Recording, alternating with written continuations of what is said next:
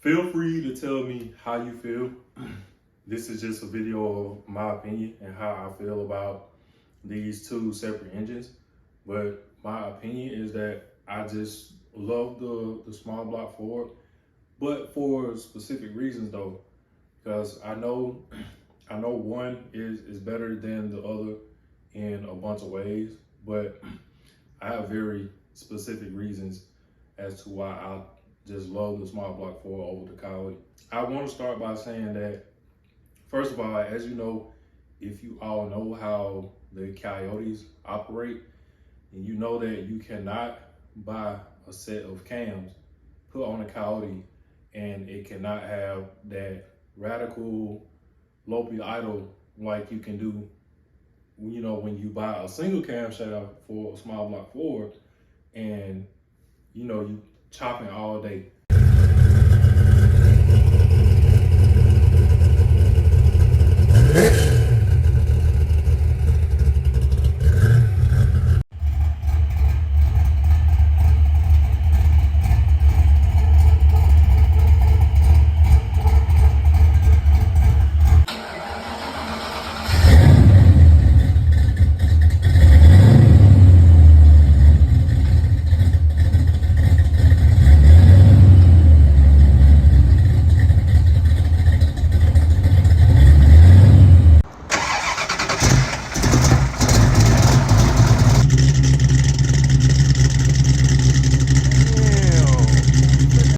That's one thing, and another thing is that they're much more smaller than the Coyote.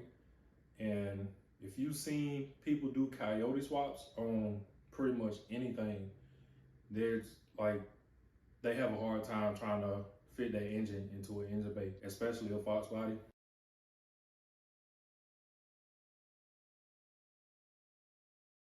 And not to just get off track and talk about the LS, but that's why a lot of people choose the LS over the Coyote because it's so much smaller.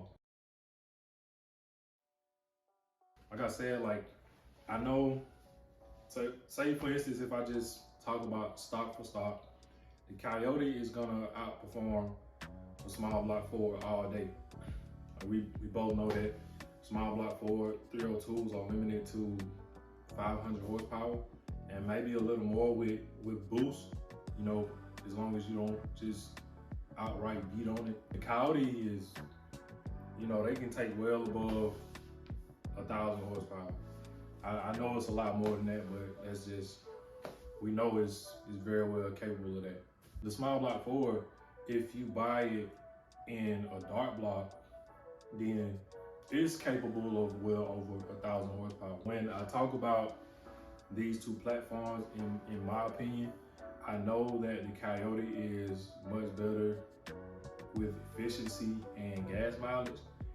And, you know, all day in those areas, the Coyote, it beats the small block Ford. I want to say that I am a nostalgic person, so you know, I love older stuff. So that also has a lot to do with why I like the small block Ford over the Coyote. You know, another thing is that the small block Ford, the parts are going to be much cheaper. Both are Ford, so both are going to be expensive. But when you talk about buying stuff for a Coyote versus buying it for a small block Ford, you're going to be much cheaper building that small block Ford than the Coyote. You know, I'm sure everybody knows that the Coyote was in the not late, but you know, in the 2000s, it was built in the 2000s, and the small block Ford came from the 60s, 70s.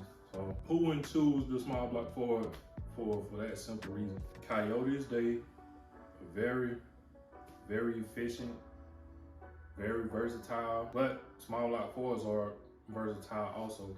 So just think of it like this. If you just have a small car and you want to do a motor swap and you say, okay, I want to use a Ford engine, I would consider things like, how is it going to fit? How is the maintenance going to work on it? And you know, things like that. So just for example, take a Mazda Miata. And a lot of people do swaps on those small block Ford swaps. I'm not sure if people do any Coyote swaps on those. Small block Ford is so easy to fit down in there.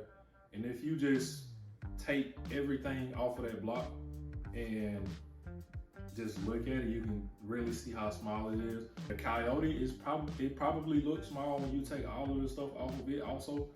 But man, when you put those huge heads on that motor, it's like impossible to fit in a lot of stuff, you know.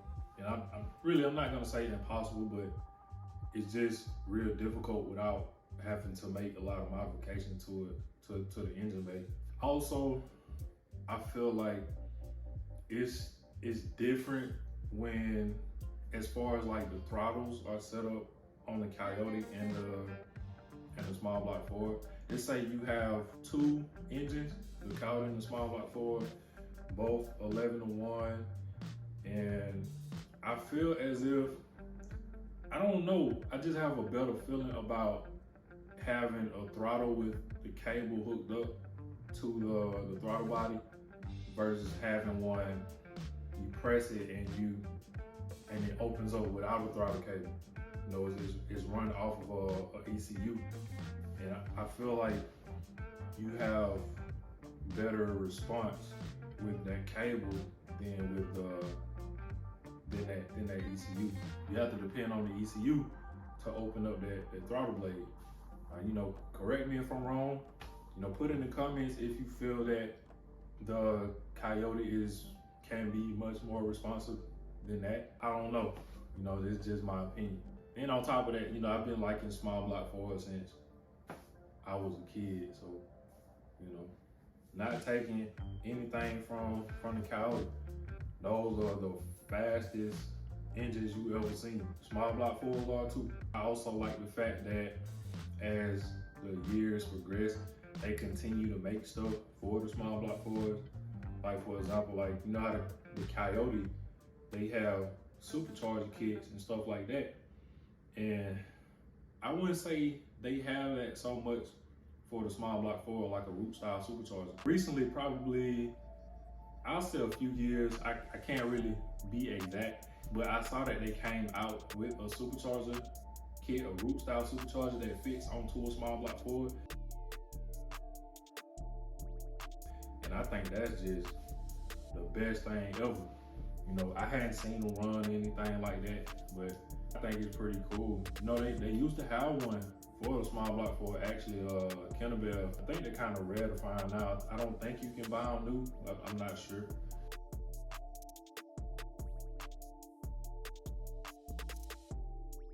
Those are the few different things, you know, 4 cam versus 1 cam.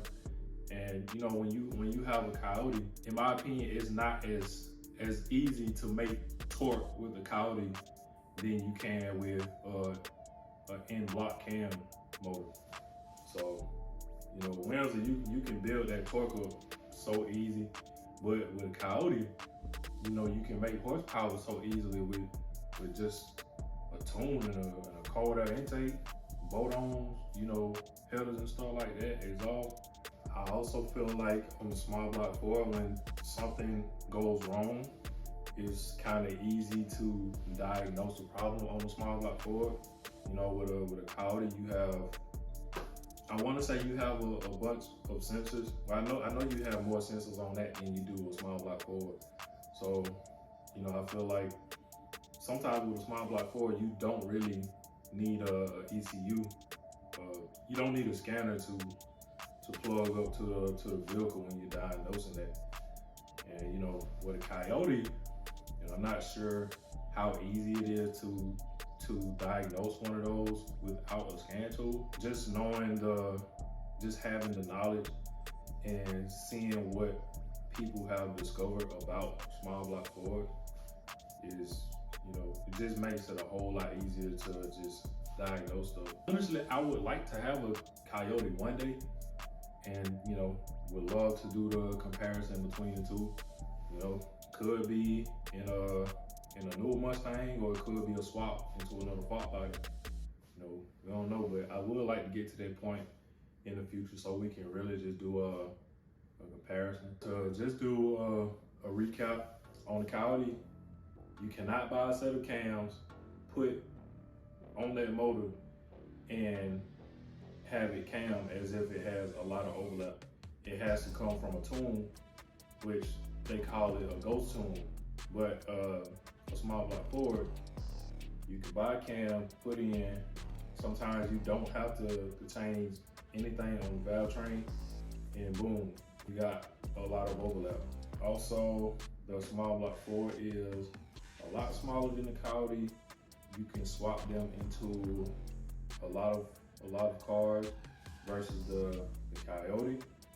It's so wide, and if you can get it to fit, it's probably because you did a lot of modifications to the engine bay. And just feeling the nostalgia of, you know, back in the day of having a small block Ford, whether it's a 302 or a 351, you know, it's a lot of it is really about nostalgia for me. Tell me what you all think, man. I would like to hear what you all think. It might actually make me reconsider things about having a Coyote. You know, put it down in the comments, and please subscribe to this channel. Thank you for watching. I will have more content coming soon.